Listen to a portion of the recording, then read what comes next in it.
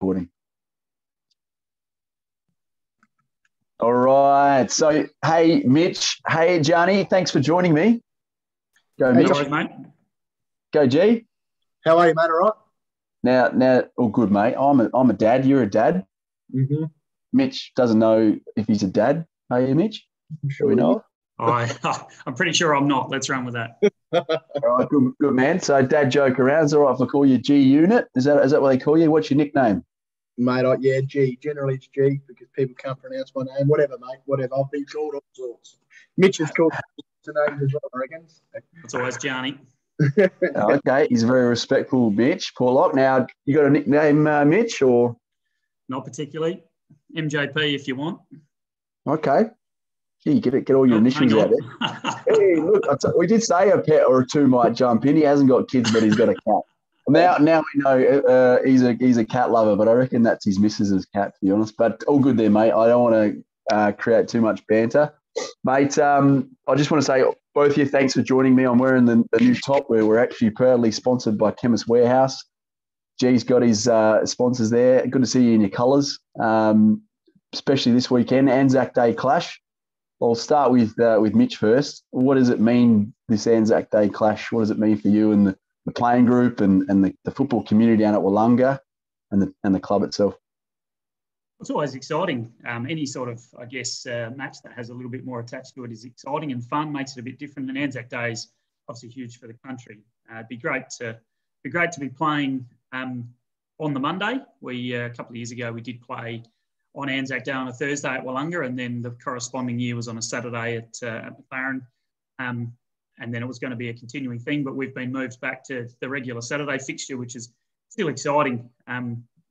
Just a great thing for the community. We've got a few ex-servicemen that are still heavily involved, and the RSL is at the facility. So yeah, the juniors generally get one of the guys down to have a chat to them just about what his experience was during his time serving. But just exciting to celebrate, the beauty that we get to play footy on a weekend, probably due to these guys. Yeah, exactly. Yeah, for sure. What about you, Gianni? What do you reckon with the club? Anything around this weekend's clash? Yeah, no, look, I just echo Mitch's thoughts. We're very lucky in our country to live in the best country in the world, and a lot of it is down to the ANZACs and the people that sacrifice. So we love, obviously, playing in these sorts of games and to play against a footy club like Willinga, who have got such a rich history, and we're just happy that we're competitive nowadays against them, and we can put on a bit of a show for the spectators. So yeah, like Mitch said, it'd be great to be playing on ANZAC Day, but nevertheless, we get a special occasion on Saturday, and hopefully, both sides can put on a bit of a show. Yeah, definitely. Now, you're travelling your neighbouring, towns, being right next door to each other, and Willinga's not far to go, so that's always a bonus. Having a few representatives, if you have, amongst the RSL, amongst the club or community, toss of the coin's always important. If you get the message out there, us umpires happy to support whoever you've got involved today to come out and toss the coin before the game starts. I'll let my two umps know that can happen. Anything you need, let us know. Yeah, from a change up of jumpers or strips or anything like that happening at all between the clubs? Gee, you want to answer that one?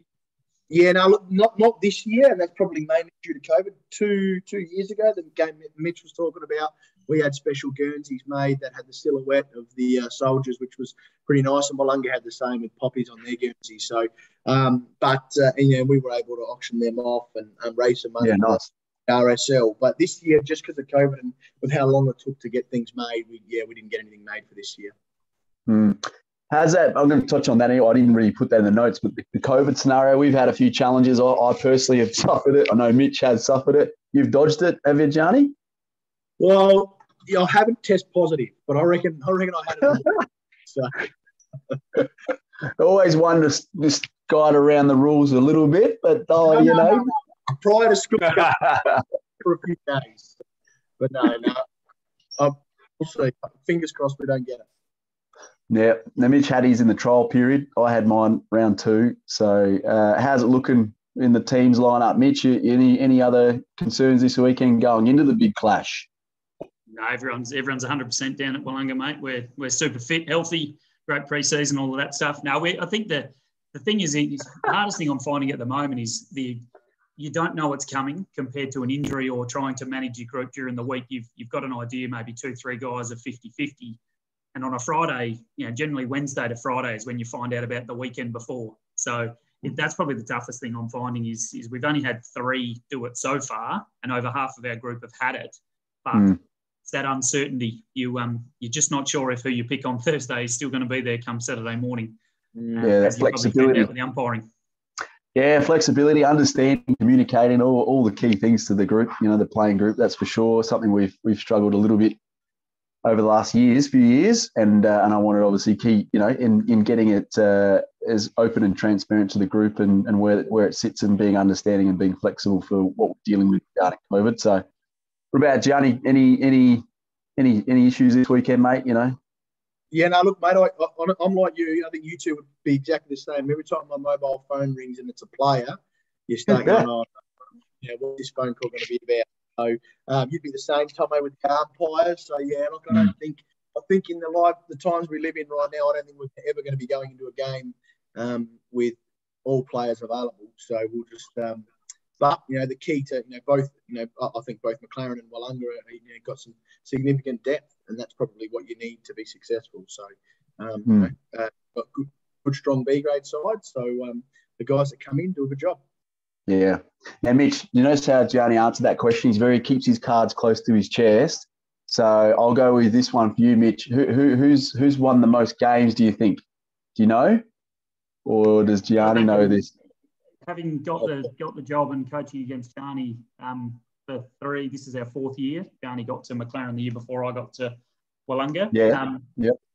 I did have a look, and it is. I think it's 5-2 our way. Ooh, okay.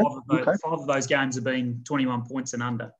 So, the minor round games especially have been super close as we're starting. So I think the corresponding ANZAC game at Willinga on the Thursday 3 years ago was, I think, a 3-point win to McLaren, 3 or 4 points. And then the following one was I think it was about 20 points, 20 or 21 to us at McLaren Vale. So these have been the ANZAC games have been really, really good, really tight. I think we only got away late on the Saturday night, which was exciting. And it's a good rivalry. I think the best thing that's happened for both of these clubs for our rivalry is when Gianni got down there, he really very quickly took them from low to high on the ladder, and it's really ignited a rivalry that despite it being 5-2, it's probably not as clear cut as 5-2. So, but hopefully it's 6-2. I'd love to be 6-2 as well. I'm not going to ask that question because it doesn't bother me or concern me at all. No, I'm not umpiring your game, but being neutral in all of this, just having it either side of the screen here, is fighting words there, Gianni. You got to fire up the lads by the sounds of it. Mitch's very respectful. I like that, but I won't ask who's going to win because you're both going to say your teams. But let's have a look, Gianni, and this one's a good one regarding umpiring, okay, because I'm going to hone it back to the game now. What's your best advice? Just one key thing you can give our panel umpires that are watching this recording. I'm going to put it into our group, also put it out there going into this weekend, but really going in every weekend. But this weekend particularly, what have you got? You're a chance to share our best advice for the umps, mate. What would it be? Oh, look, I think it's probably pretty similar to what Mitch and I say to our players, and that's just to have fun and to enjoy being out there and enjoying being part of the day and part of the spectacle. I think if it's not fun, then why do we do it? So that would probably be my piece of advice to the umpires. Make sure you have a smile on your face and have just as much fun as what the players do, and then afterwards we can have a beer and again, like I mentioned earlier, celebrate how lucky we are. Mm-hmm. Okay, good. Thank you for that, Gianni. What about Mitch? Anything to add further to that one? No, not too much. I think we spoke about this last year when you saw us both at McLaren Vale early in the season, that I think just trying to build this rapport between umpires, coaches, players, etc., that seemed maybe through COVID, not being able to really interact, but trying to build that community spirit where it's not an us and them, despite obviously what happens during the game, but then afterwards we all come together. And umpires are just as important to that. As a player, I remember chatting to umpires lots at the bar afterwards and shaking hands before when I was a captain and things like that. And it was really important for the respect as much as anything, and just to build the community so that umpires feel that they're a part of it as much as we do as community clubs. And that's a real strength of yours as well, Simon, to pump you up a little bit, as you've been really big on that so far. And hopefully that starts to filter through throughout the season. I've seen both umpires before both games, and that's the first time since I've been coaching that's happened. Well, I didn't ask that, but I was going to ask that. Is that something that's happened the last 2 rounds? How's it been? How's been the last 2 rounds? No, I can echo Mitch's thoughts. Both games we've had, the guys have come and had a chat and shaken hands. We've had a laugh, and then we've had a shake of hands afterwards. And yeah, it's been great, which is a big difference to what we've seen previously. Good. And then got out the hand sanitizer after, no doubt. Yeah, absolutely. Yeah. So my last question is really just on point with what's happening above us in AFL. I mean, let's talk about community football. Mitch touches on that and bringing it closer together, and the stance on this whole dissent, they're calling it. It's a zero tolerance approach in the AFL. And I got asked the question on Happy FM a couple of weeks back, and I have shared that out because I did record that one. But I'm back on again this Saturday morning with Happy FM, but they're going to probably ask me the same questions. How's it going? Have I recruited any female umpires? What's my stance on this zero tolerance that the AFL is implementing and towards umpires? And the group itself has asked me questions internally, whether it be private messages I've received from them around it. I'm trying to build that relationship to be able to say we are different. We are taking a little bit differently. And I've umpired games where I've heard Gianni yelling out from the coach's box, and I've just laughed and smiled and nodded. And I don't know if we could pay a 25 against you for throwing your arm up in the air, Gianni, if you do out of the box. But you're probably going to be more frustrated with your own players' decision-making more than ours, hopefully. But it does happen. So what's your stance on that one, G? What do you reckon, mate? What are you thinking? Oh, look, I mean, I can definitely see where the AFL are coming from. I think umpire awareness and dissent, needs to be ruled out. I think in helping you guys recruit other umpires and encourage other people to come into the umpiring fraternity. So there's no doubt about it. Whatever we can do as coaches to help that, we'd be more than happy to do. I think the other thing we just need to be reminded of is that we are all human beings. And I think, I'm all for paying a free kick or a 50 for verbal abuse or dissent, but a shake of the head or a raise of the arms, we're not robots, and sometimes we can't control those emotions player-wise in the heat of the moment. So, that's probably what I think people are most frustrated with in regards to the AFL. Yeah, that's right. They come and watch the telly, and they come out to our game, and it's a different story. And look, I've got no problems asking the question. I've said this to the group, getting around saying, hey, if you've got any questions, come and see us. And that's a different approach. We want to be able to educate, work with players through the younger levels particularly. It's got to be helpful for them, because we are almost like that extra coach on the ground, again, to the junior players particularly. And when it comes to a higher level, it's more of why did you pay that particular free kick? And AFL is under higher scrutiny as well. And they're training more than we are, basically, in the delivery of the game, refereeing the game, and the players as well. So what about your take on it, Mitch? What do you reckon? I think it's that human element, and the initial reaction being if it's really demonstrative, if it's aggressive, that it's really coming at the umpire, and almost if it's intimidatory or anything like that, I think that becomes a problem. But I think a simple wave of the arms of "oh, come on," or anything like that, it's just grey. And that's what, from the weekend, and I was on holidays, fortunately, so I didn't see a lot of the footy, but obviously reading the internet, etc., I was grappling with a lot of half of them are paid, half of them aren't. And it's another thing that makes, it's already a hard game to umpire. There's lots of interpretation. And now if someone moves their arm, is that enough to pay a 50, which is a huge penalty? So it's just another thing in a layer of, as long as it's not aggressive, abusive or swearing or anything, I guess it needs to be stamped out, as Gianni said. I noticed straight away from even the umpire abuse that happens in handball games at training towards us as coaches, that sometimes you cop a spray from a player for a poor call. Even that started to disappear very quickly. So it did have an initial effect, but if it gets overbearing and goes too far, people, as we're starting to feel, are going pretty hard at it. So I don't know. It's grey. It needs to be clearer, but you're allowed to maybe ask the question and say, what's that for? Because we're all looking for interpretation too of why it was paid. Yep.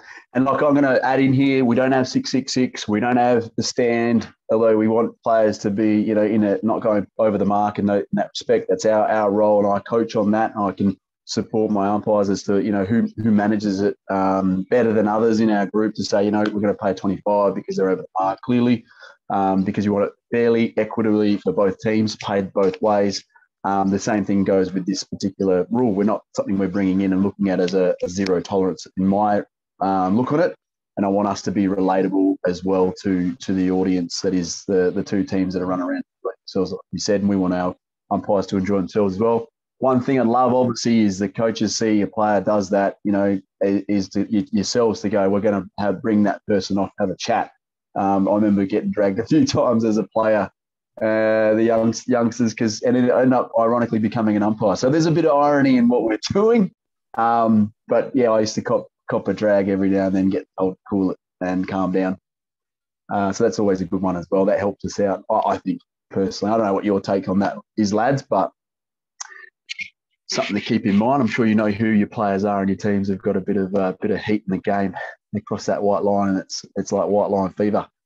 But boys, I really appreciate it. Any final words? I'll hand it over to you, Gianni. Wrap this up. Yeah, look, I just want to say thanks for all you're doing for the league and for, like Mitch said earlier, trying to bring that camaraderie back and the relationship between the two. Already, small steps as we know, but already noticed the difference. More than happy to help out, as I'm sure Mitch is. Cool, now, boys. I appreciate the time. Mitch, final words from you. No, just good luck on the weekend, Gianni. Hopefully it's a good contest. Thank you, Simon. Anything like this that also promotes umpiring but also promotes our league is really good. It's we know it's a good football league. It's a good standard, but anything that can put it out there makes it easier for recruiting, retention.